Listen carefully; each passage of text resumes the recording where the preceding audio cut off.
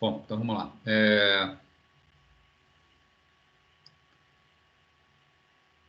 Então vamos lá. Questão de aula.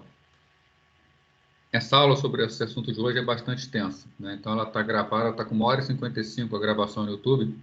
Eu vou aqui tocar nos pontos principais para a gente poder fechar dentro daquele tempo e poder ainda conversar sobre o trabalho ao final, né? Vamos fazer o compartilhamento da tela aqui. Queria até a ajuda de vocês, né? De vez em quando eu vou estar olhando, vou estar parando para olhar o Lopes, tem gente aguardando para entrar, mas se vocês souberem, podem interromper aí para que eu possa habilitar para os outros entrarem. Compartilhar a tela aqui. Já tem gente chegando.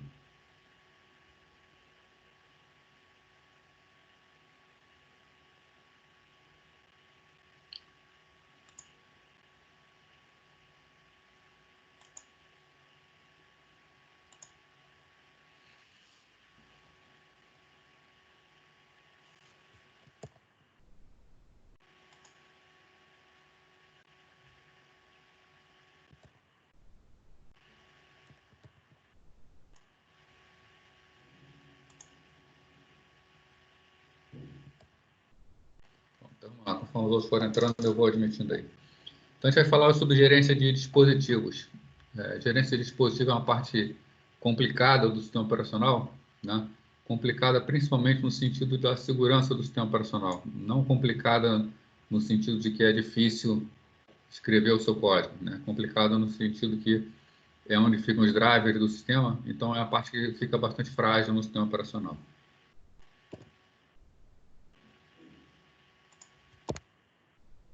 Bom, então, sobre a gerência de dispositivos, né? Quais são os dispositivos que podem ser ligados a um computador? A gente tem uma grande variedade de dispositivos que podem estar sendo ligados a um sistema computacional.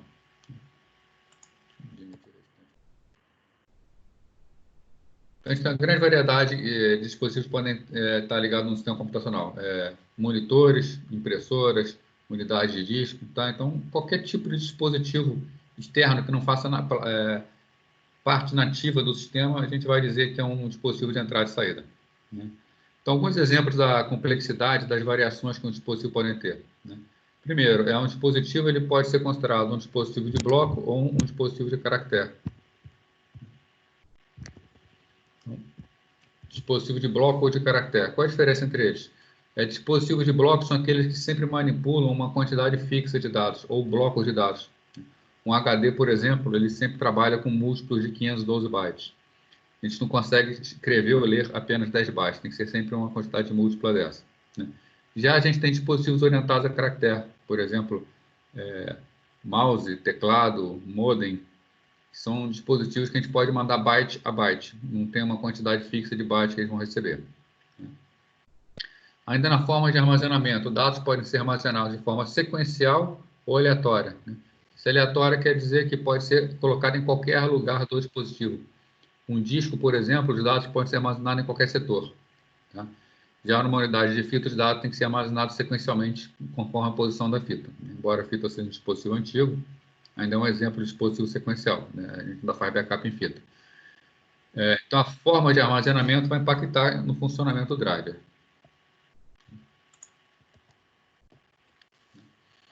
Outra forma é se a transferência é síncrona ou assíncrona, né? Se a transferência ela tem um relógio controlando essa transferência, uma taxa de transferência fixa, né? Ou se ela pode acontecer a qualquer momento, tá? Não tem um momento de chegada dos dados, né? Ainda com relação a acesso, pode ser restrito ou compartilhado. A gente tem dispositivos que somente um processo pode estar acessando, uma impressora. Já a gente tem outros dispositivos como o disco que vários processos podem estar acessando ao mesmo tempo, então acesso compartilhado. A gente tem dispositivos que aceitam somente leitura, enquanto no outro a gente pode escrever, né? A gente tem diferenças de velocidade de acesso aos dispositivos, né? Então, o subsistema de entrada e saída, o sistema de gerência de dispositivos vai ter que controlar todas essas diferenças, né? Para o usuário não faz a menor diferença, não interessa para o usuário essa diferença. Ele vai querer acessar o dispositivo de qualquer maneira, e sempre de uma maneira uniforme, né? Então, o sistema operacional precisa cuidar para que essa uniformidade aconteça para o usuário.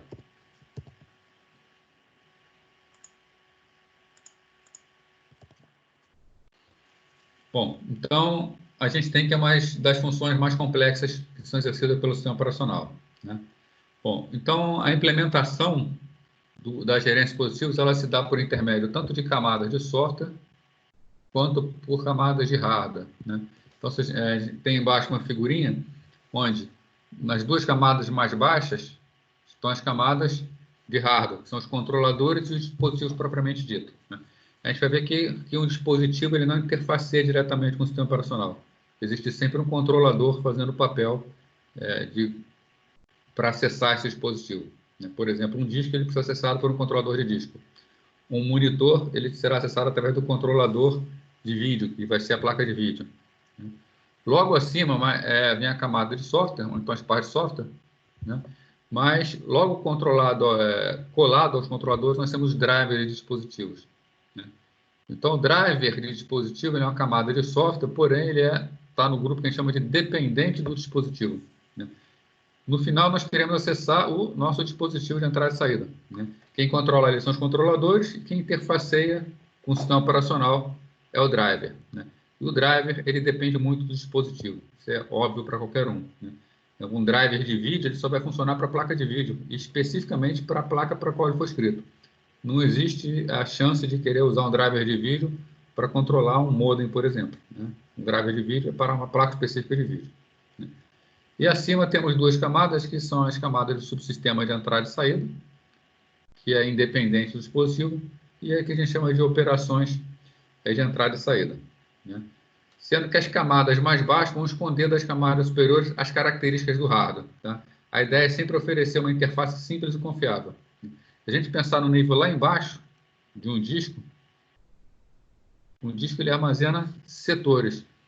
Então, o processo ele deveria, a princípio, se fosse usar o disco como dispositivo, mandar gravar em setores específicos.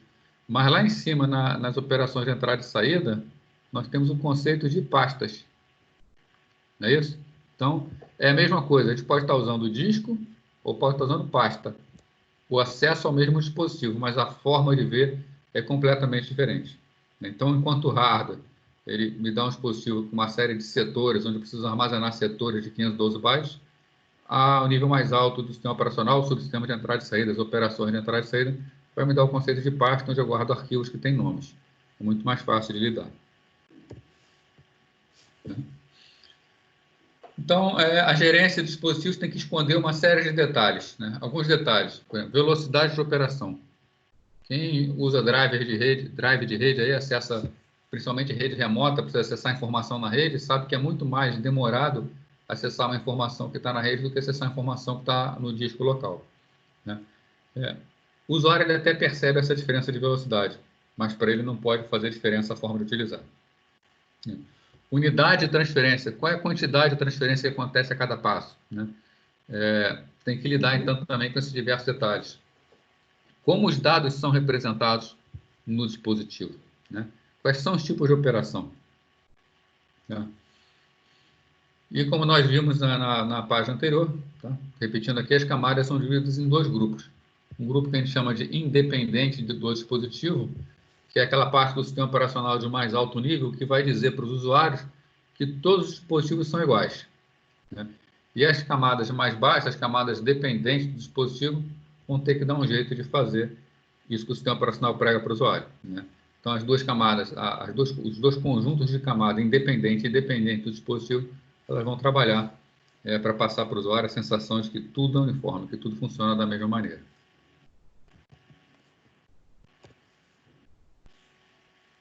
Bom, falando um pouquinho de hardware de entrada e saída, né? Como funciona o hardware de entrada e saída? A comunicação com o dispositivo do sistema sempre vai se dar a partir de um ponto de comunicação chamado porta, tá? A gente está falando em muito baixo nível, né? Por exemplo, a porta serial antiga, quando a gente usava nos computadores, se a memória não me falha, é a porta, tá? Número 3F8. Então, se a gente acessa o endereço de porta 3F8, a gente está acessando a porta que controla uma impressora serial. Isso, lembrando, né, se a memória não estiver traindo aqui. Então, a porta é um endereço específico no qual a gente consegue acessar um dispositivo. Nos sistemas operacionais antigos, que eram sistemas monousuários, o programador tinha acesso direto a essas portas para poder acessar um dispositivo. Hoje em dia, por questões de segurança, precisa fazer por intermédio de chamada de sistema. Né? Mas ela continua existindo e quem trabalha em baixo nível precisa se comunicar com o dispositivo através dessas portas, que são, na verdade, endereços registradores. Né? Agora, o meio utilizado para conectar os dispositivos é o chamado barramento. Então, o barramento do computador, normalmente a tecnologia que vem junto da placa-mãe, é utilizada para fazer a comunicação entre os dispositivos. Né? Esse barramento ele tem um protocolo, tanto de hardware quanto de software, né? Que vai especificar conforme as informações passam por ele. Né? Um outro componente que nós temos é o chamado controlador. Né? O que é o controlador? É a parte eletrônica do sistema que faz a comunicação ou faz a operação de uma porta, barramento ou dispositivo. Tá? Um exemplo é o controlador de vídeo. Né? Então, a comunicação da UCP com os controladores, sempre por intermédio de registradores. Esses registradores ficam dentro da porta. Então, para tentar visualizar, isso aqui é um esquema conceitual de um computador. Né? Então, nós temos a figura de um barramento. Temos aqui a figura de um barramento. Né? Nesse barramento, por onde trafegam as informações. Né? A UCP, a Unidade Central de Processamento, né? É costume, às vezes, botar nos livros que ela está ligada diretamente ao barramento. Né? Nos sistemas atuais, a UCP ela não tem acesso direto ao barramento. A UCP ela passa pelo controlador de memória. Então, até a memória, ele tem um controlador específico para controlar o acesso à memória. A UCP ela se liga ao controlador de memória. Então, inclusive, o controle da própria UCP ao barramento é franqueado pelo controlador de memória. Se a gente pegar qualquer dispositivo do sistema, a gente vai ver que tem um controlador nele. Um monitor, né? Para a gente jogar, que a gente interage com o computador, onde a gente vê as informações. O acesso é sempre feito por um controlador de terminal gráfico. Ou informalmente, a placa de vídeo. Né? Discos SATA, sempre por intermédio de um controlador SATA. Né? Discos SAS, né? Mais otimizados para servidores, por intermédio de um controlador SAS. Né? Então, qualquer acesso ao sistema vai ser por intermédio de um controlador. Né? E até outros tipos de barramentos. Né? Nós temos o barramento principal da placa-mãe e temos os chamados barramentos de expansão. Né? O USB, por exemplo, é um exemplo de um barramento de expansão, né? Um barramento USB, um barramento serial. Interface de barramento de expansão, nós temos, por exemplo, porta paralela, porta serial, teclado. Né? Lembrando que o USB é um tipo de porta serial. Tem mais gente para entrar?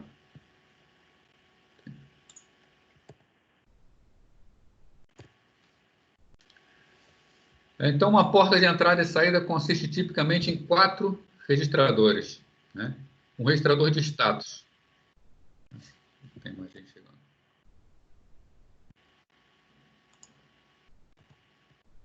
Um registrador de status.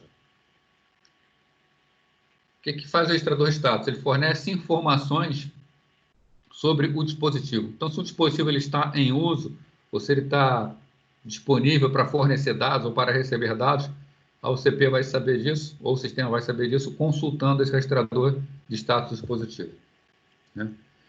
Tem outro tipo de registrador, que é o registrador de controle, né?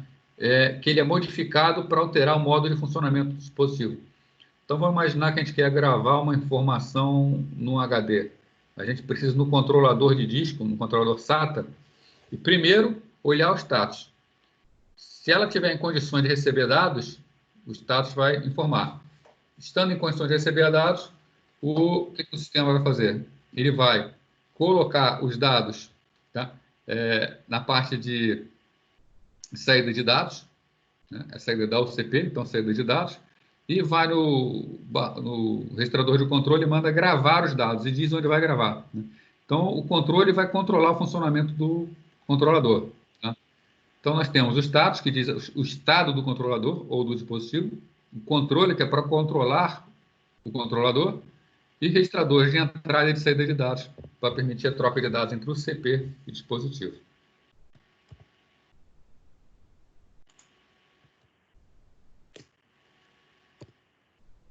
Bom, vamos ver alguns exemplos aqui de como pode funcionar a troca de informações entre o CP e dispositivo. Tá? Vamos ver a evolução histórica. Primeiro, vamos ver aqui a entrada e saída programada. Tá?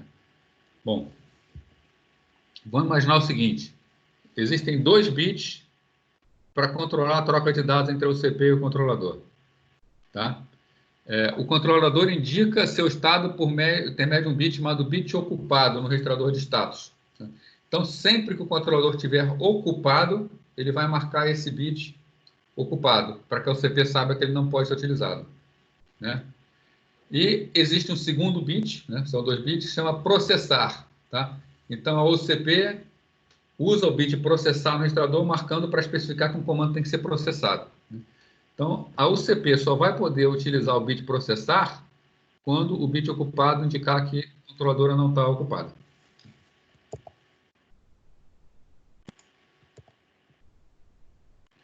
Então, como é que vai funcionar a comunicação entre o CP e o controlador?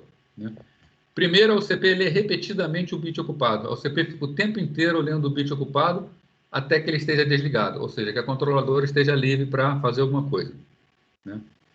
Quando a UCP fica livre, quando o controlador fica livre, o que a UCP faz? Ela armazena o valor no registrador de saída de dados e liga o bit escrever no registrador de controle. Tá? E depois a UCP liga o bit processar. Então, olha lá, a UCP espera o controlador ficar livre, diz o que tem que ser feito, guarda a informação e manda fazer o processamento. O controlador, né, que é um hardware, vai ver esse bit processar ligado, o que ele faz? Liga o bit ocupado, no momento que ele está ocupado, né? Vê que ele precisa escrever a informação, né? E começa a trabalhar. Né?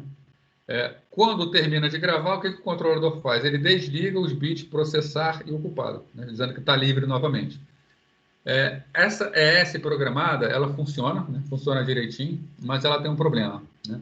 O problema tá? É esse problema aqui, ó. A UCP lê repetidamente o bit ocupado até que esteja desligado. Ou seja, a UCP precisa estar ativa nesse processo. A UCP ela tem que ficar tomando conta do controlador para saber quando é que ela pode enviar novamente a informação. Tá? Então, isso toma muito tempo de processamento. O sistema não pode fazer mais nada enquanto um dispositivo de entrada e saída está trabalhando. Né? E a UCP vai ficar ociosa. O tempo da UCP, a UCP pode processar muita coisa enquanto um dispositivo ainda está trabalhando na informação que a UCP deu para ele. Tá? Então, essa é uma situação indesejada que a gente vai ter que evitar. Então, essa é a entrada e saída programada. Então, isso aqui, na verdade, está falando que eu comentei com vocês. Né? O tempo de espera para o dispositivo ficar pronto for muito grande, a UCP vai ficar ociosa por muito tempo. Isso é chamada espera ocupada, ou espera em ciclo, ou também conhecido como pooling, que a gente vai tentar evitar. Uma forma de melhorar isso é utilizar o mecanismo que nós já conhecemos, né, que é o mecanismo de interrupções. Né? Então, a entrada e saída orientada a interrupções. Né? Então, uma forma de permitir que a UCP faça outra coisa enquanto está esperando. Né? Como é que o sistema funciona, então? A UCP, quando algum processo solicita que a UCP guarde alguma informação, vou pegar aqui, né? Então, a gente tem um processo, se a gente for lembrar, existem os estados. Né? Pronto, executando e bloqueado. Né? Existe um processo que está no estado executando. É o processo está executando. De repente, ele solicita uma operação de entrada e saída. Se for na AS programada, conforme a gente viu antes, o processo ele continua no estado executando e a UCP vai tomar conta dessa transferência entre processo e dispositivo. Como é que funciona na entrada e saída orientada a interrupções? Quando é solicitada alguma gravação no dispositivo, o processo que está no estado executando ele vai para o estado bloqueado. Então, o processo bloqueia, né? A UCP fica livre, o que o sistema operacional faz? Chama o escalonador e coloca outro processo em execução. Né? E enquanto a UCP aguarda que o dispositivo processe aquela informação que o processo anterior solicitou, a UCP pode ir trabalhando esse segundo processo. Então, a gente vai ter um processo bloqueado, né, porque está aguardando uma operação de entrada e saída, E, enquanto isso, a UCP ela fica livre para processar, né, executar um outro processo enquanto a operação é realizada, né? Com detalhe, troca a troca. Se for acontecer muita troca de informações entre o processo e o dispositivo, o que vai acontecer? Tá? O processo está no estado bloqueado. Quando terminar a transferência, vai para o estado pronto, volta lá para o estado executando, ele vai solicitar uma transferência de mais um pedaço, tá? Então, a UCP vai ficar o tempo inteiro bloqueando esse processo e gerenciando toda essa transferência. Então, basicamente existe uma grande quantidade de dados para ser transferida. Como o dispositivo trabalhar com blocos, né? Se for, por exemplo, o disco, vão ser blocos de 512 bytes. Se for um dispositivo orientado a caractere, vai ser byte a byte. Então, vai haver uma fila de processamento. O que a UCP faz? Ela manda gravar o primeiro bloco e vai fazer outra coisa. Quando o bloco é gravado, acontece uma interrupção. Então, ela manda o segundo bloco e vai fazer outra coisa. Então, terminou, uma nova interrupção. Então, o CP é interrompido a todo momento. Cada vez que termina de gravar um bloco, acontece uma interrupção para solicitar o próximo bloco, né? Então, está até aqui escrito, né? Quando o dispositivo processou o caractere e está preparado para aceitar o próximo, ele gera uma nova interrupção, né? Então, se for um dispositivo orientado a bloco, é o processamento do bloco. Se for um dispositivo orientado a caractere, vai ser a cada byte transferido, vai gerar uma interrupção no CP. Mas já é um ganho em relação à entrada e saída programada, a EF programada, porque a gente vai poder ter a UCP colocando um processo no estado executando e trabalhando esse processo, muito embora ela seja interrompida a todos os momentos.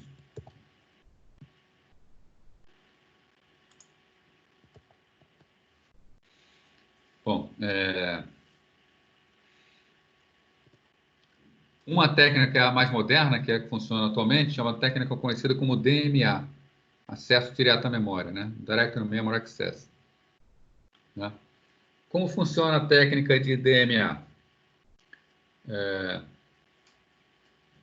explicar aqui, depois a gente vê o que está escrito, né? Junto ao CP, existe um dispositivo que chama controlador de DMA. Então, o sistema ele vai ter o CP, né? Existe a memória,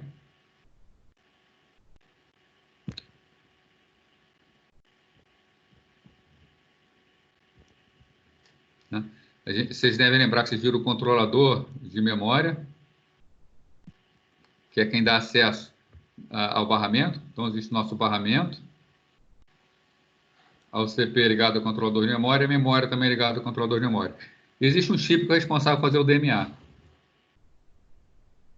Esse chip é um chip que fica na placa-mãe, né? Como vai ser o funcionamento do sistema de DMA? Ligado ao barramento também a gente vai ter o controlador de disco.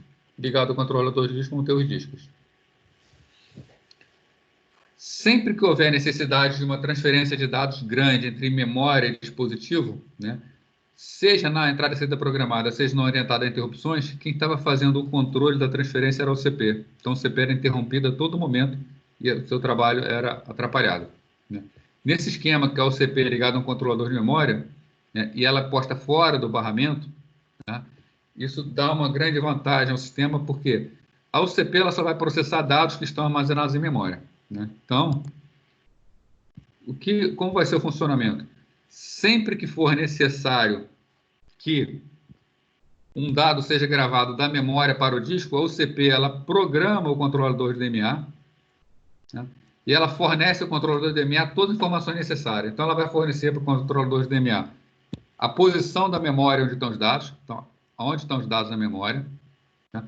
Onde esses dados devem ser gravados ou lidos do disco, né? O sentido da transferência e vai mandar iniciar a transferência, né? Então, o controlador de DMA ele vai ter acesso direto à memória, então o nome está falando aí, acesso direto à memória. O controlador de DMA lê da memória a informação e joga essa informação no disco, ou o caminho contrário, do disco para a memória, né? Enquanto isso, o que a UCP faz? A UCP coloca outro processo em execução. Então, a UCP ela vai usar uma outra área de memória e ela vai estar processando esse outro processo, né? Então, a UCP acessa outra área de memória simultaneamente. Então, sistemas que possuem controlador de memória, de acesso direto à memória, sistemas que possuem o sistema de DMA, possibilitam acesso simultâneo à memória, tanto pelo CP quanto pelo controlador de DMA. Né? E enquanto o controlador de DMA faz a transferência entre dispositivos de memória, o CP pode usar a memória para processar outro processo. Né? E somente quando a transferência termina, independente do tamanho da transferência, é que o controlador de DMA vai gerar uma interrupção. Aí sim, quando terminou, ele interrompe o CP, interrompendo o CP é avisado que terminou o processamento. E ela pode tirar aquele processo que está bloqueado e botar em execução novamente. Bom, então, para dispositivos cuja operação geralmente envolve grandes quantidades de dados, tá? A UCP não tem condições de ficar controlando, senão ela vai perder muito tempo com isso. Então, é melhor utilizar o controlador DMA, um componente que já vem há muito tempo na placa-mãe de computadores. Então, para transferência, a gente já viu, mas vamos ver aqui de novo, né? O que é o CP informa ao controlador DMA? O endereço do dispositivo de entrada e saída, exemplo lá no disco, o endereço de memória, a quantidade de bytes a transferir, né? E o sentido da transferência, se é da memória para o dispositivo ou se é do dispositivo para a memória. Tá? Então, o controlador de DMA faz toda a operação para o CP e o CP fica livre para processar os outros processos que ela tem para trabalhar. Quando o DMA termina, avisa o CP por intermédio de uma interrupção.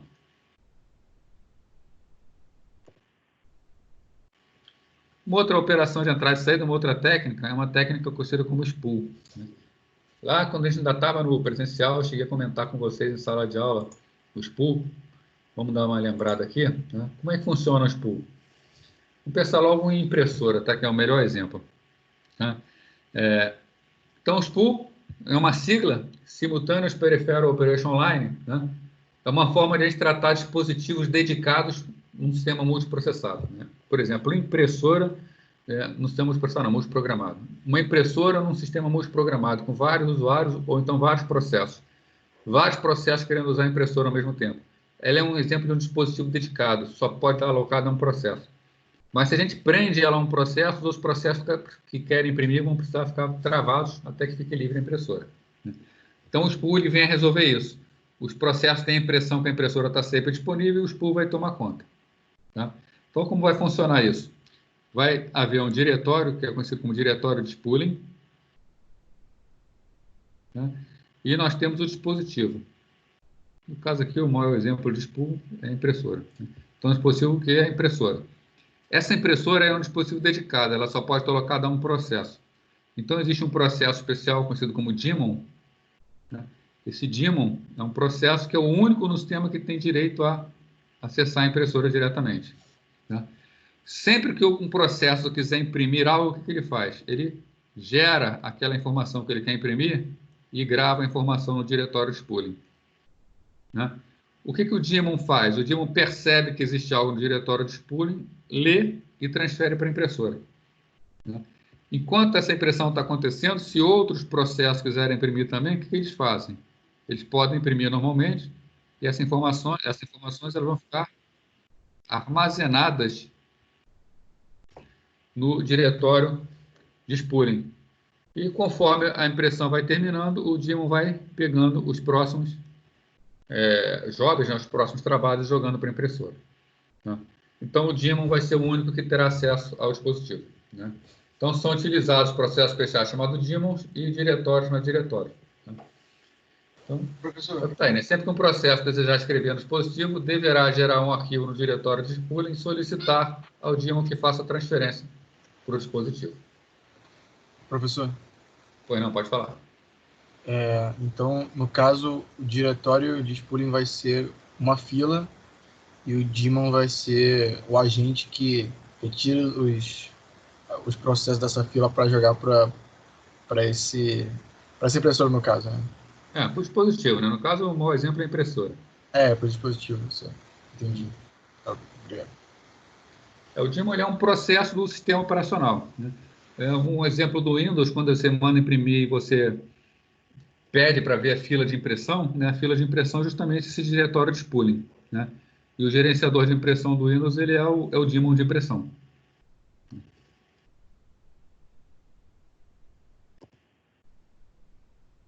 Falar sobre drivers. Né? O driver de dispositivo é que é o problema. né, de confiabilidade do sistema, né? O driver do dispositivo, então, ou o device driver, ou a gente chama só de driver também, né? Não confundir com drive, né? Sem o R, que é onde a gente bota disquete, CD-ROM, né? Então, o driver, ele é um software, tem como função o quê? Comunicação do dispositivo de entrada e saída em nível de hardware, né? Ele vai fazer o interfaceamento. Na verdade, o driver é a camada é o software mais baixo que vai lidar com o dispositivo, né? Cada driver manipula somente um tipo de dispositivo ou um grupo de dispositivos semelhantes. Qual é a função deles? É receber comandos genéricos e traduzir em comandos específicos, né? Então, por exemplo, num sistema que tem um array de disco com vários discos, a gente vai ver a geometria de um disco. Mas um disco, para que a gente acesse uma informação de um determinado bloco, a gente precisa dizer em que cilindro do disco está esse bloco, qual é a cabeça de leitura e gravação que vai ter acesso ao bloco e qual é o setor, tá, desse bloco. Então, a chamada de sistema, o sistema operacional, ele solicita ao disco o quê? Leia o bloco N e passa isso para o driver. Tá? Para o sistema operacional, um disco, por exemplo, ele é uma tripa, ele é um vetorzão de blocos de 512 bytes. Ele sempre pede para ler um determinado bloco. Agora, fisicamente, onde fica? Isso vai depender muito de cada dispositivo. E quem conhece o dispositivo para poder informar isso, poder trabalhar isso, é o driver do disco. Tá? Então, ele transforma a informação ler bloco N, tá, em ler bloco no. Aí ele vai falar disco X, cilindro Y, cabeça W, setor Z. Ele vai dizer especificamente onde está, né? Então, o driver é aquele que conhece o hardware. É aquele que vai traduzir um comando genérico num determinada função que tem que ser executada pelo hardware. Tá?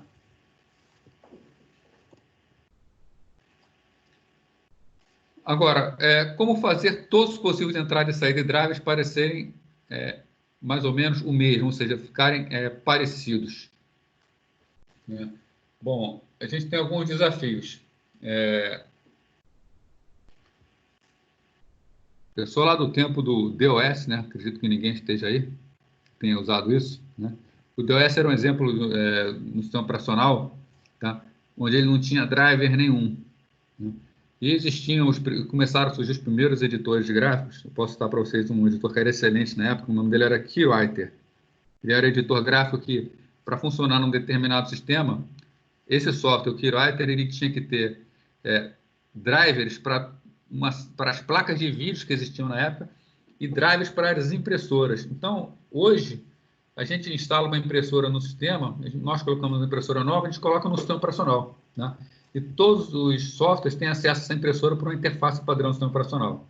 No passado não foi assim. No passado, o programador, quem fazia o programa, é que tinha que escrever os softwares, tá, para acessar os dispositivos. Então, era um problema sério, né? Os fabricantes de software tinham fabricantes de dispositivos, e eles é que tinham que conversar para que funcionasse. Tá? Hoje em dia, não. Hoje em dia, o que o sistema operacional faz? O sistema operacional, né, se a gente puder desenhar, ele define uma interface padrão, né? E existe um driver lá, existe um determinado hardware que a gente quer trabalhar com ele, e que ele possui essa interface, né? Como a gente interfaceia esses sistemas que são diferentes, né? Então, nós temos na camada acima o sistema operacional, embaixo o hardware.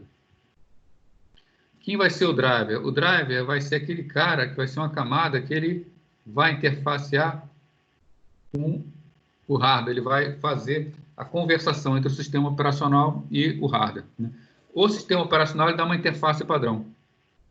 Então, por exemplo, drivers de impressora. O sistema operacional ele fala o seguinte: eu falo com as impressoras dessa maneira.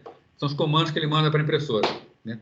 E a impressora, que é o hardware lá embaixo, ele processa de uma forma diferente que o sistema operacional quer. O que o driver faz? Ele vai traduzir aquilo que o sistema operacional solicita em comandos que a impressora precisa receber, né? Dessa forma, a gente pode ter diferentes impressoras falando com o mesmo sistema operacional, desde que a camada de baixo do driver seja adequada para aquela impressora, né? Mantendo a forma de falar com o sistema operacional. E da mesma maneira, eu posso ter uma impressora com a sua interface padrão dela funcionando em diferentes sistemas operacionais. é só ser criado um driver para cada sistema operacional, um tradutor para cada sistema operacional. Né? Então, o sistema operacional já traz um conjunto de drivers padrão e alguns hardwares se adequam a ele. Um exemplo disso é dispositivos que fazem conexão por USB, pendrive principalmente. Né? O pendrive se adequa ao driver. E a gente tem outros dispositivos que estão bastante específicos, como placa de vídeo, até mesmo impressoras, né? Que elas têm a sua própria interface e elas criam driver para cada sistema operacional para poder falar com o sistema operacional. Né? Então, se todos os dispositivos possuem interfaces diferentes, né? Sempre que aparece um novo dispositivo, o sistema operacional tem que ser modificado. Como o sistema operacional vai ser modificado? Existem duas formas. Ou os projetistas e programadores do sistema operacional ficam alterando o sistema operacional o tempo inteiro para cada hardware novo que aparece, ou fica a cargo do fabricante de hardware fornecer esse driver. É a segunda opção que acontece. Né? Fica mais fácil quem produz o hardware fornecer o driver. Mas o que é que vai acontecer? O driver ele é a camada mais profunda lá, mais perto do hardware, que executa em software. Ou seja, executa em modo kernel, né? Executa em modo núcleo. Então, o driver, já que ele acessa diretamente o hardware, ele pode fazer qualquer coisa no sistema. Então, um driver mal escrito, ele pode comprometer um sistema computacional. Né? Então, é uma parte bastante problemática, né, essa parte de drivers, que drivers mal escritos realmente comprometem, às vezes, o desempenho, às vezes pior, às vezes pode levar o sistema operacional a um travamento ou uma inconsistência. Tá? Então, por isso que eu falei no início que gerência de dispositivos de entrada é complicada. Complicada não no sentido da programação, mas complicada no sentido que ela precisa aceitar software de terceiro trabalhando em baixo nível. E isso pode trazer um problema de segurança muito sério. Falando um pouquinho de controladores. Né?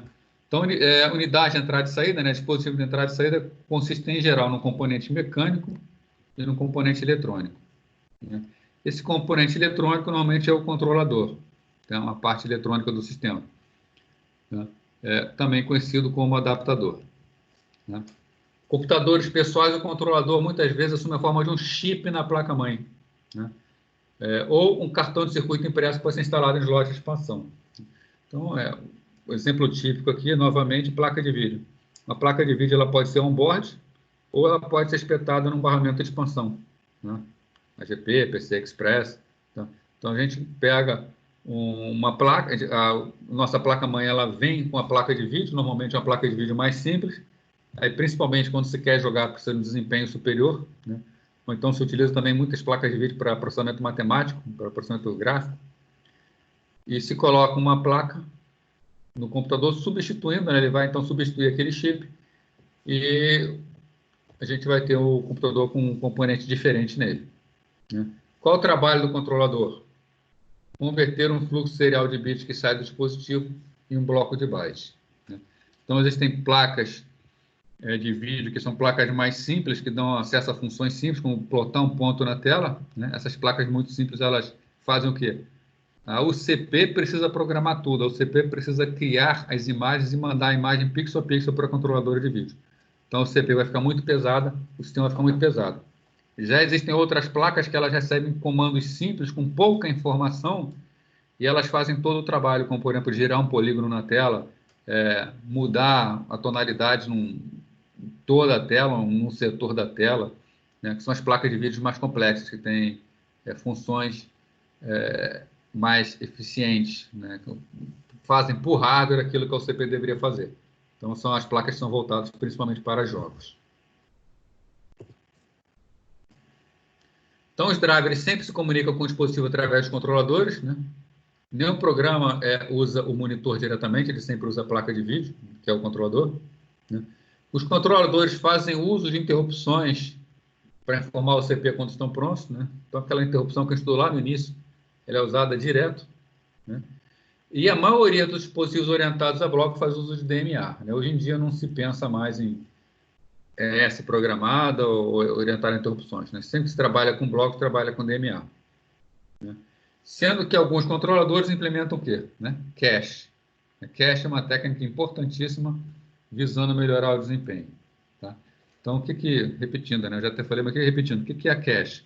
Uma informação é lida, por exemplo, de um disco, né? Ela vai ser lida lá para a memória. Existem formas de tentar adivinhar quais são as próximas leituras que devem ser feitas em disco. Então, existe um sistema de cache que, na leitura, tenta adivinhar qual é a próxima leitura a ser feita e já armazenar no cache para quando a memória ou o CPU solicitar, a informação já está pronta. E isso na leitura, né? Na escrita, a cache também tem um papel importante. Quando a memória vai solicitar a leitura, gravação em disco, o que ela faz? Ela grava na cache e a informação fica na cache, a cache fala para a memória, pode continuar. A memória continua como se tudo estivesse acontecendo, já tivesse sido gravado no dispositivo, e depois é descarregado aos poucos da cache para o disco.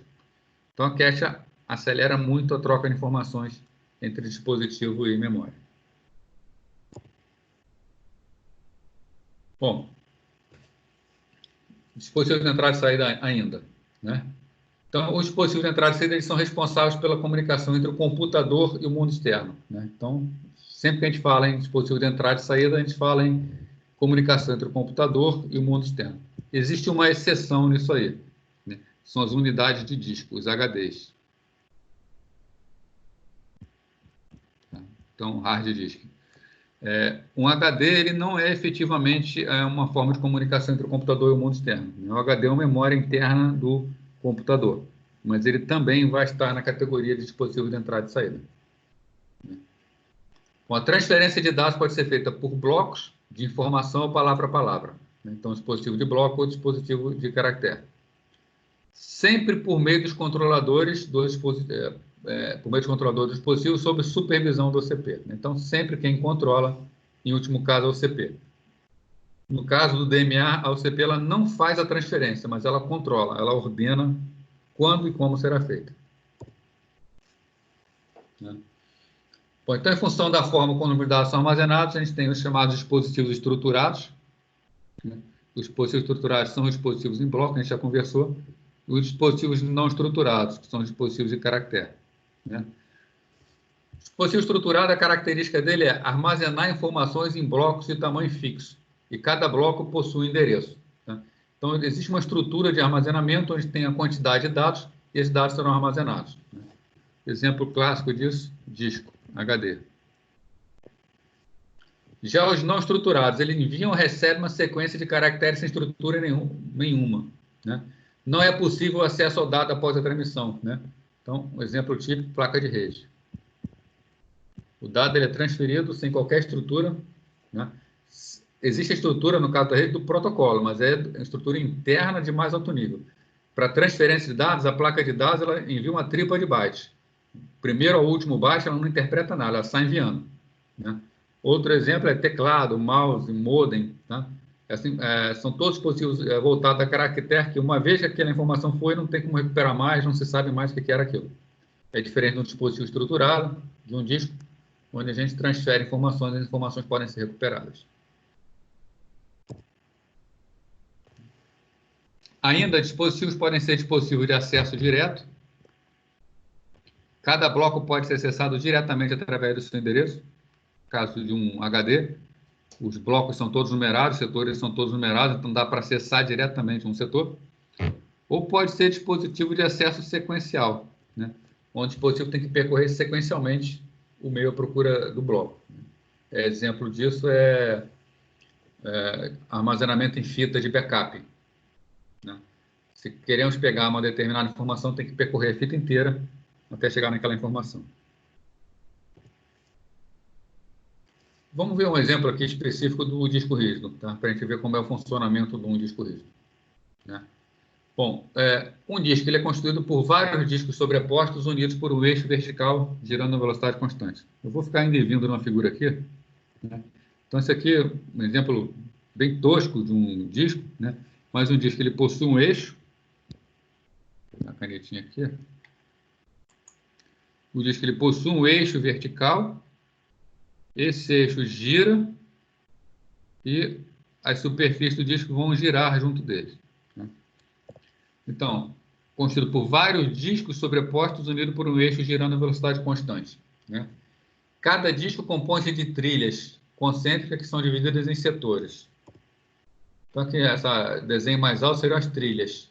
né? Então, está aqui a trilha de um disco, né? E esse disco é dividido em setores, né? Então, se você pegar uma trilha específica dentro desse setor, que a gente vai chamar efetivamente de setor. Então, aqui está um exemplo de um setor de disco. Tá?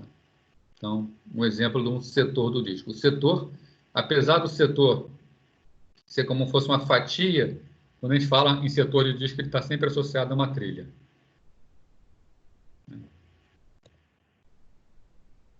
As trilhas dos diferentes discos que ocupam a mesma posição formam um cilindro. Então, você pega aqui a trilha mais externa desse disco, a trilha mais externa do disco de baixo, a trilha mais externa de baixo, isso a gente chama de cilindro externo. Então, a gente tem o primeiro cilindro, o segundo cilindro, né? Tem um cilindro mais central. Então, tem vários cilindros, são sempre formados pelas mesmas trilhas nos diferentes discos. Para cada superfície existe uma cabeça de leitura-gravação. Então, tem uma cabeça de leitura-gravação. Essa cabeça lê e grava na superfície de cima do disco mais alto, uma cabeça para a superfície de baixo, outra cabeça, outra cabeça, outra cabeça e outra cabeça. Né? O conjunto de cabeça é preso a um braço que se movimenta entre vários cilindros no sentido radial. Então, tem aqui um braço e vai movimentar essas cabeças pelos discos, né? Pela superfície do disco. Né?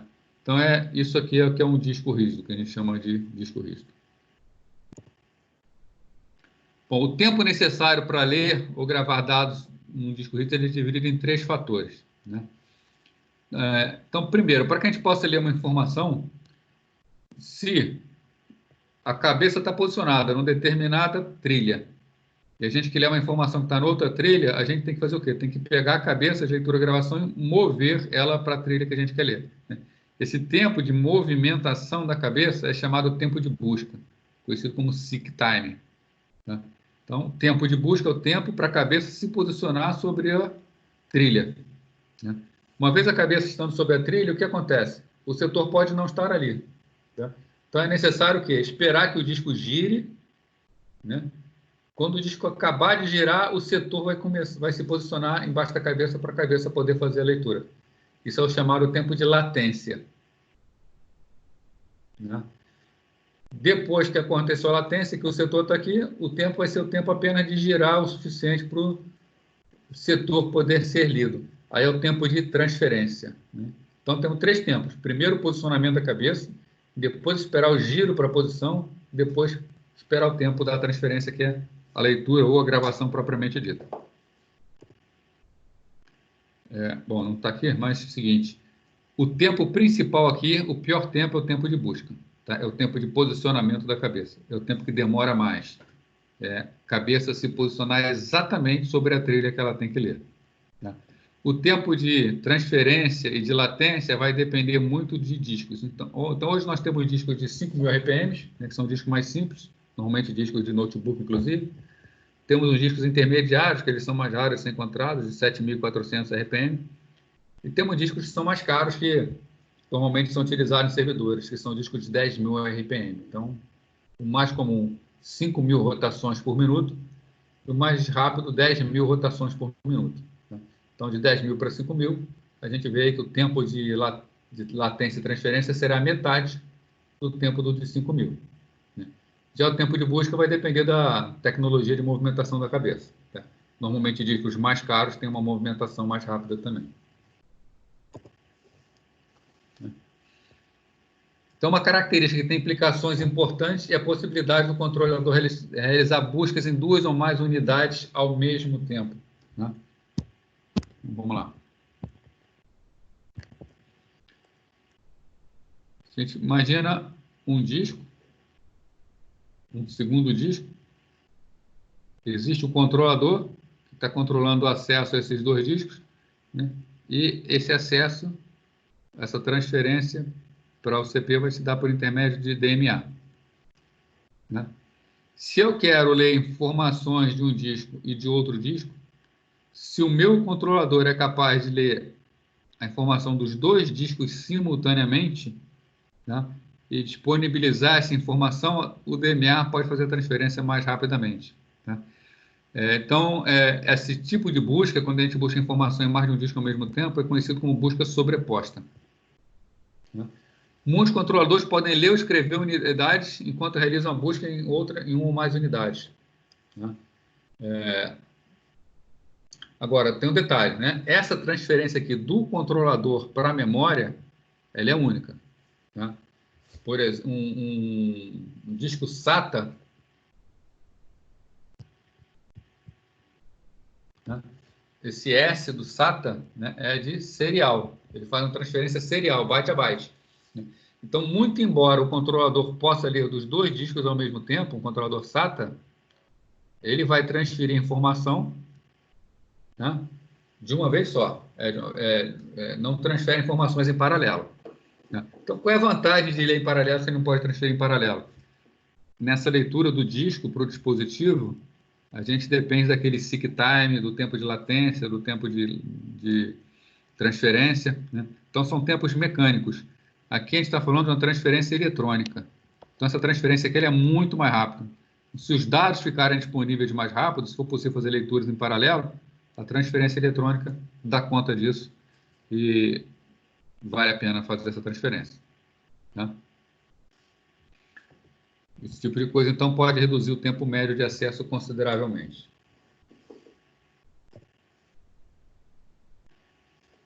Bom, então, no disco rígidos modernos, a geometria especificada usada pelo driver é quase sempre diferente do formato físico. Né? Basicamente, isso quer dizer o seguinte: nos primeiros sistemas, as informações que eram passadas para o sistema operacional eram quantos discos existiam, né? Então, voltando aqui, né? Quantos discos existem no sistema, no HD, quantos setores existem por superfície, né? Qual a quantidade de trilhas. Então, sabendo a quantidade de trilhas, sabendo a quantidade de superfícies e sabendo a quantidade de setores por trilha, o sistema operacional calculava o tamanho do disco. Né? Hoje em dia não é mais dessa maneira que funciona. Tá? Hoje em dia, então, a gente tem até o esquema conhecido como LBA, que é até um pouco antigo já, onde é um esquema de endereçamento de blocos lógico. Tá? Então, o LBA, alguns sistemas operacionais, eles continuam necessitando dessa informação para realizar o cálculo. Então, um HD moderno, hoje em dia, ele tem 1 tera. Né? Então, ele vai falar que a geometria dele é tantas superfícies, tantos setores por trilha e tantas trilhas. Mas é uma informação falsa, na verdade. É apenas uma informação que dê um número que o sistema operacional consiga fazer a conta para chegar na quantidade de setores que tem um HD. Né? E por que o HD engana dessa maneira? Porque isso aqui é um exemplo de um disco antigo. Vou até botar aqui, o esquema do disco antigo. Tá? O sistema operacional utilizava essa informação. Qual era a informação? Quantidade de superfície, quantidade de setores por trilha e a quantidade de trilhas. Né? Só que tinha um desperdício. Né? A informação ela é armazenada fisicamente no disco. Se você pegar um setor, qual o tamanho de um setor? Deixa eu dar uma desenhada no setor aqui rapidinho. Qual o tamanho de um setor? Então, se você tem um setor, você tem que ter um tamanho nele de modo que dentro dele caibam 512 bits. Agora, o bit ele é armazenado magneticamente na superfície do disco. Então, você precisa ter uma superfície mínima, uma área mínima para você conseguir magnetizar. Né? E olha na geometria do disco o tamanho do setor interno e o tamanho do setor externo. Né? O setor externo ele é muito maior, ele tem uma área maior do que a área do setor interno. Então, setor interno pequeno, setor externo grande. Mas, devido à geometria do disco, amarrada na mesma quantidade de setores por trilha, não importando se era uma trilha interna ou uma trilha externa, né, provocava esse desperdício no disco. Né? O que você tem atualmente? Os discos eles têm os setores internos menores. Quando chega um ponto em que o setor ficou muito grande, ele cabe mais setores por trilha. Né? Então, o disco atual ele não tem uma geometria parecida com o antigo. Ele tem, na parte externa, aqui no nosso exemplo, nós temos 32 setores. Na parte interna, nós temos 16 setores. Tá? Então, a gente consegue uma densidade de armazenamento maior. Os discos modernos têm mais setores e armazenam mais informação. E não dá mais para ele dar aquela informação para o sistema operacional bonitinho, né? Tantos setores por trilha, até porque a quantidade de setores por trilha vai depender da posição da trilha. Então, mais trabalho para o driver que tem que fazer esse cálculo. Então, a utilização de cache associada com a leitura de dados, né, ajuda a melhorar o desempenho. Né? Ainda, né, essa verificação por redundância cíclica, que é o CRC, que é uma forma de teste de erros, é gravada junto com o setor para verificação dos dados. Então, o padrão normalmente utilizado é um padrão conhecido como CRC32, onde são armazenados 32 bits de informação depois dos dados. Então, você tem um setor de 512 bytes, você pega mais 32 bits para fazer verificação de erros. Né? É assim que a gente sabe que um setor está com defeito ou não. Sempre que a informação é lida de um setor, é lida a informação e também o seu CRC. Daí é calculado é feito um algoritmo para calcular se há erro ou não. A informação, se estiver correta, segue, se estiver errada, a gente considera que o setor está com defeito. Ou a informação corrompeu. Né? Por fim, para a gente fechar o assunto de hoje, o chamado array de disco, ou RAID. Né? O que é um RAID? O RAID é um sistema no qual a gente coloca vários discos para trabalhar como se fosse um só. Tá? Ele é uma forma muito comum para aumentar o desempenho e a segurança nos sistemas armazenados. Né? Falar sobre desempenho e segurança aí. Né? Aumentar o desempenho. Tá? Ok. O objetivo do RAID é aumentar o desempenho. Através de quê? Leituras em paralelo. Se o controlador consegue ler e gravar a informação em paralelo, a gente tem mais discos que espalham a informação pelo disco, o desempenho é maior. Segurança no armazenamento de dados. Né? Segurança, a gente tem dois viés para segurança. Tem o viés de segurança, que é no sentido de ninguém pegar informação. Né? Não é esse o sentido do RAID. Tá? O RAID aqui, quando a gente fala em segurança, é no sentido de que a informação fica segura ali, que ela não se perde com facilidade. Ela não estraga. Se um HD pifar, a gente consegue, de alguma forma, recuperar essa informação ainda. Tá? O tipo mais comum de implementação de array é conhecido como RAID. Né? É o que, na verdade, é o único que existe. Né? O RAID ele pode ser implementado tanto em software quanto em hardware. Tá? O que eu falo para vocês é o seguinte, né? É para trabalhar sério? Então vamos trabalhar com RAID em hardware. Tá? Dá para fazer em software? Dá. Mas tem uma série de contratempos, a gente tem problema de desempenho. Tá? Se o sistema realmente é um sistema que necessita de RAID, vale a pena investir no RAID por hardware. Tá? Então a implementação em software é mais barata, tá? Mas torna o sistema mais lento. Né? Quando implementado o RAID, em hardware, o RAID, né, ele é mais rápido, tá? E ainda permite o que chama de hot swap. Tá? O que é o hot swap? Se você tem um sistema de RAID por hardware e você queima um disco, você faz a troca do disco sem desligar o sistema e a informação se reconstrói sozinha. Então, essa é uma vantagem muito grande, porque normalmente a gente coloca RAID em sistemas que não podem parar. Se estiver fazendo por software, não vai ter jeito. Vai ter que desligar o sistema, vai ter que trocar o disco com defeito, vai ter que reconstruir o disco que está com defeito, o servidor vai ficar parado um bom tempo. Né? Normalmente é um servidor que está usando RAID. Tá? E a gente vai ter uma perda grande aí. Se é feito por hardware, é tudo simplificado.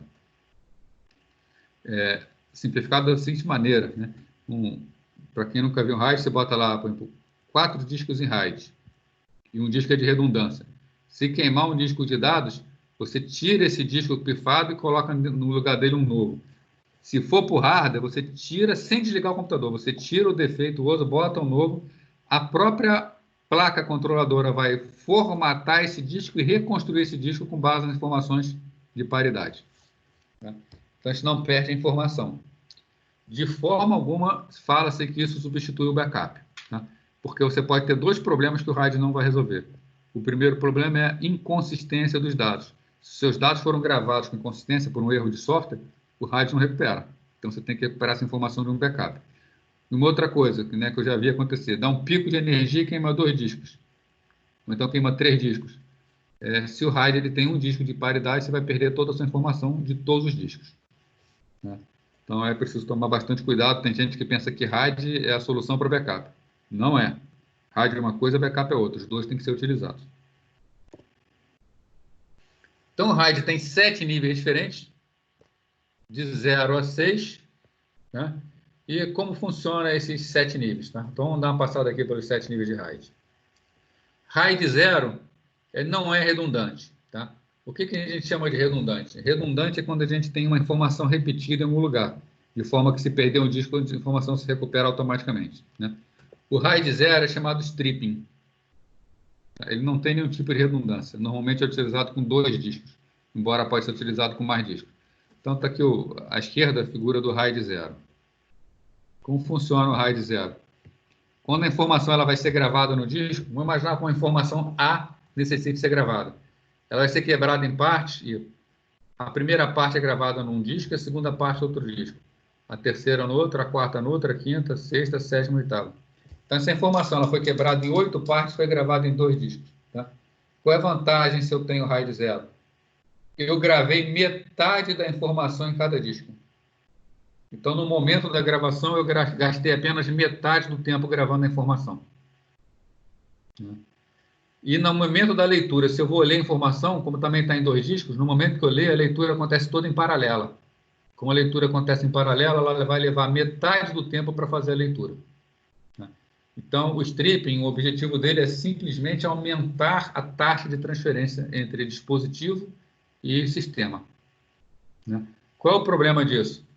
Se você pifou um disco, queimou um disco, você perde tudo, porque a sua informação está espalhada pelos 2 discos. Tá? Então, o RAID 0 reforça a importância do backup.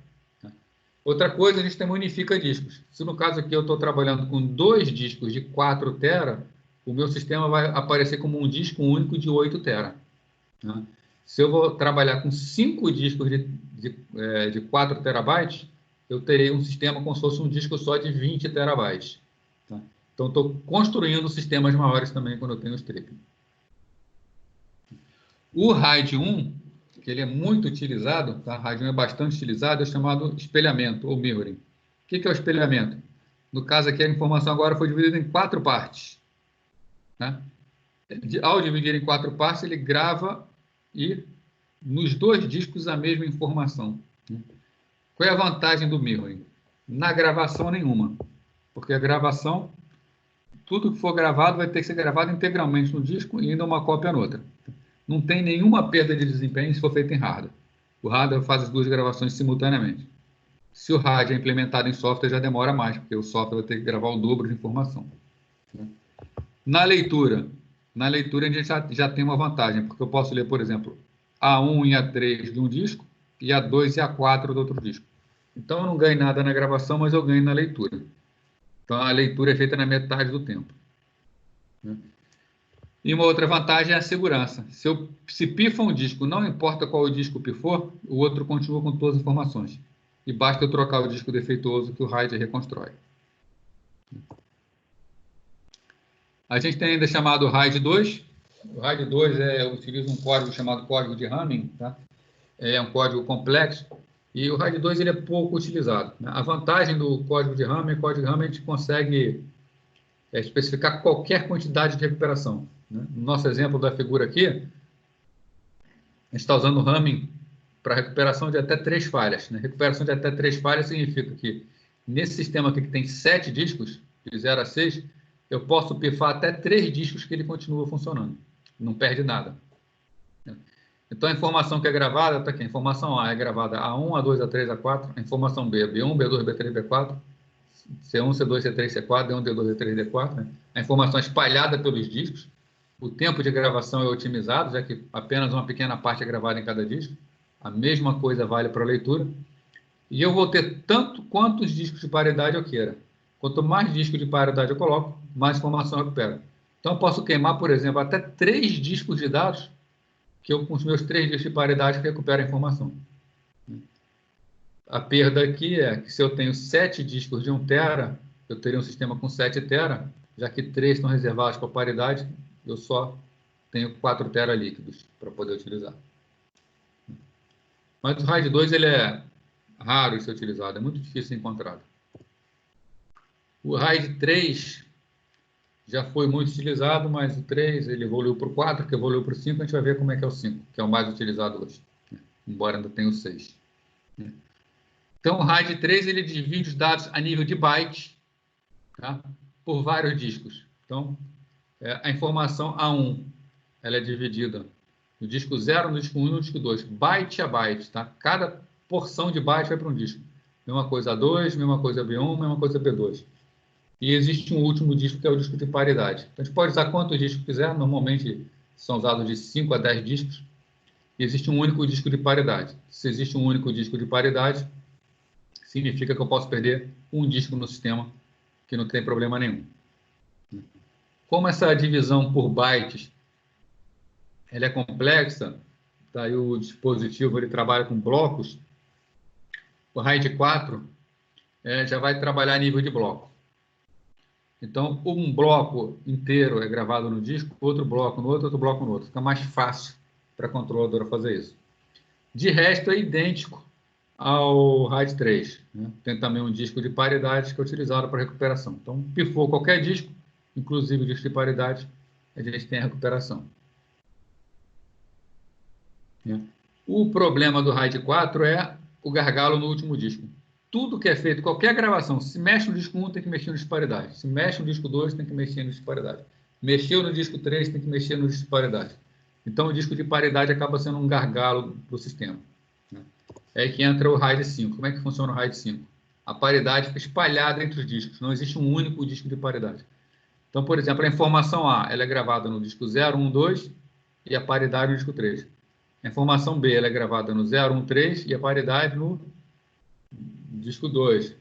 A paridade do C está no disco 1, a paridade no D está no disco 0. Então, como a paridade está espalhada pelos discos, o desempenho do sistema como um todo é superior. O RAID 5 é um dos tipos de RAID mais utilizados atualmente. É o RAID 5 e o RAID 1, são os dois mais utilizados.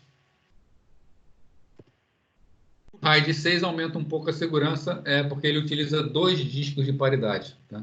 Então, por exemplo, a informação A está com paridade no disco 3 e no 4.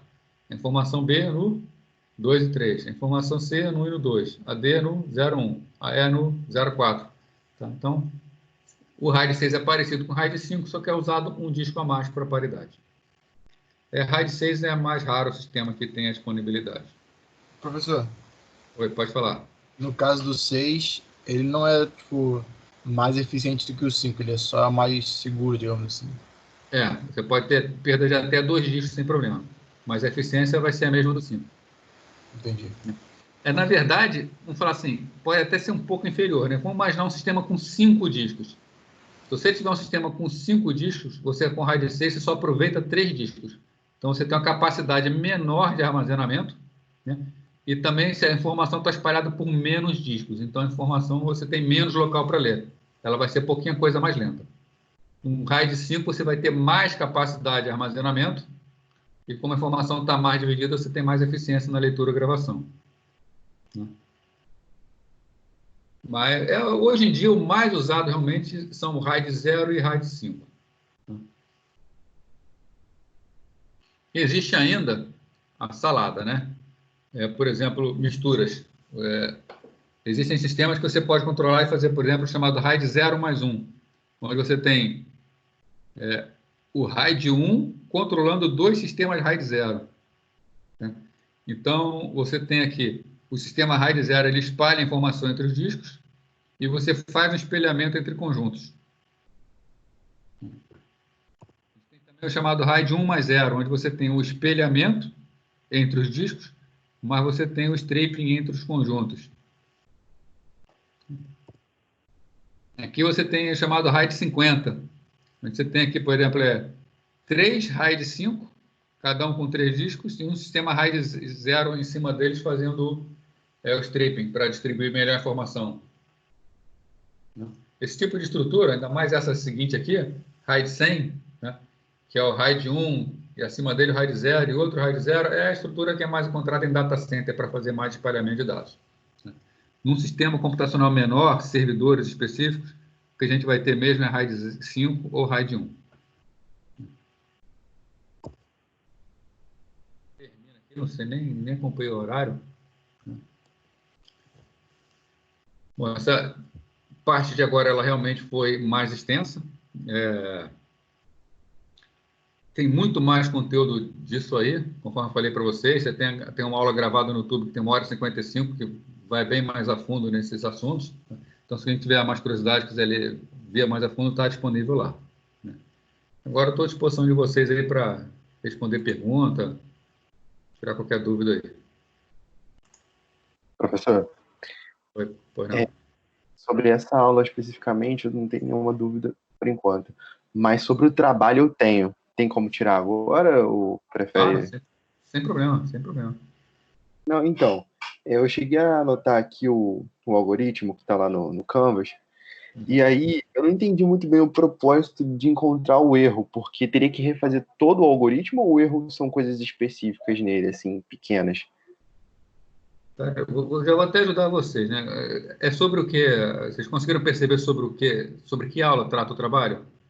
Sim, É sobre qual? comunicação. Então, aí qual é o problema que a gente tem dentro dessa aula que a gente discutiu lá? Condição de corrida? É. Então, o problema vai ser esse. Então, vocês já sabem qual é o problema, né? É só encontrar onde está.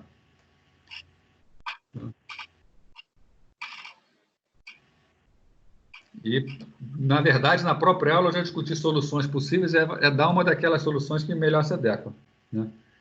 Também, assim, o objetivo do trabalho é, claro, que é avaliar, mas vocês tendo dúvida vão perguntando, né? Eu não sei se essa dica aí já te ajudou em alguma coisa.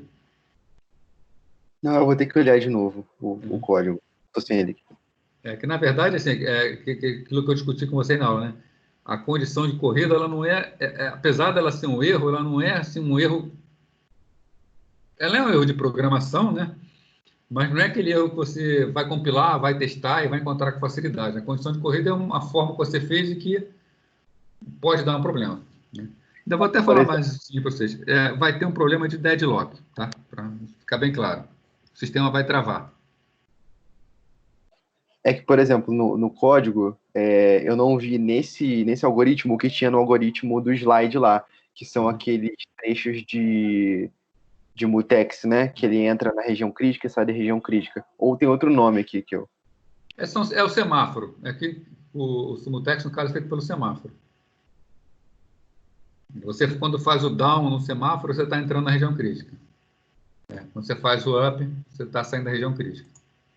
Vou Aham. pegar Mas é aqui. que no algoritmo não tem nenhum deles, né? A gente tem que colocar, né? Então, Não, já tem lá. Deixa eu abrir aqui também. tem. Deixa eu Eu tenho abrir que aqui. coloca e libera. Eu não cheguei a ver o semáforo dentro dos procedimentos. No caso tá oculto mesmo, é o aloca. O aloca scanner ele vai fazer a alocação do scanner, né? E o libera vai fazer a liberação. Acho que está falado mais para baixo isso aí. Não está falando para cima, está falando acima. É lá na descrição, está falando assim: o procedimento aloca impressora permitirá que o procedimento continue a execução. Aí ele fala no final: realiza a operação down no semáforo da impressora. Vou compartilhar aqui a tela com vocês, que é melhor. Pera. Deixa eu só me encontrar aqui para compartilhar. Compartilhar logo a tela inteira.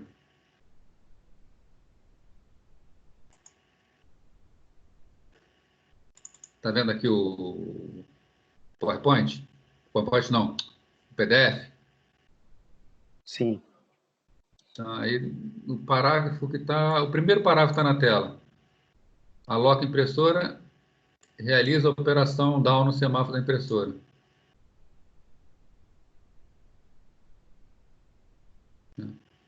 Então, o down está dentro do aloca. Da mesma forma, quando libera, o procedimento libera a impressora, ele realiza a operação up no semáforo da impressora. Ah, perfeito. Então a região crítica é o que está no meio disso, né? É, o delimitador justamente, Perfeito. o aloca e o libera. Aham. Era essa a minha dúvida. Eu acho que eu não tinha dado conta desse down aí dentro dele. É muita coisa para ler, né? E passa despercebido às vezes. Tá encapsulado, né? E meio que não importa também, né? Pro fim do trabalho. O importante ele é procurar. Você vai ver que, se você analisar cuidado, você vai ver que pode levar a um travamento. Encontrar, mostrar qual é e dar uma solução. A solução é bem elegante, ele é bem simples, mas é bem elegante. Está lá nos slides, inclusive, a dica também.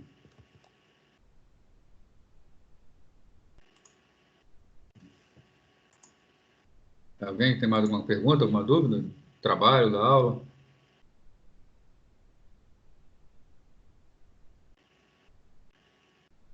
Então, hoje foi mais extenso, né? Mas a gente está aí. Se tiver qualquer dúvida também, a gente vai se comunicando pelo sistema lá, então manda e-mail, ou então na semana que vem a gente conversa. A aula da semana que vem eu não gravei ainda não, só vou conseguir gravar amanhã, mas amanhã à noite eu coloco para vocês. Então, se ninguém tiver mais nada. Beleza. Então, boa noite para vocês aí, até semana que vem ou até o próximo e-mail aí. Boa noite. Boa. Tchau, tchau.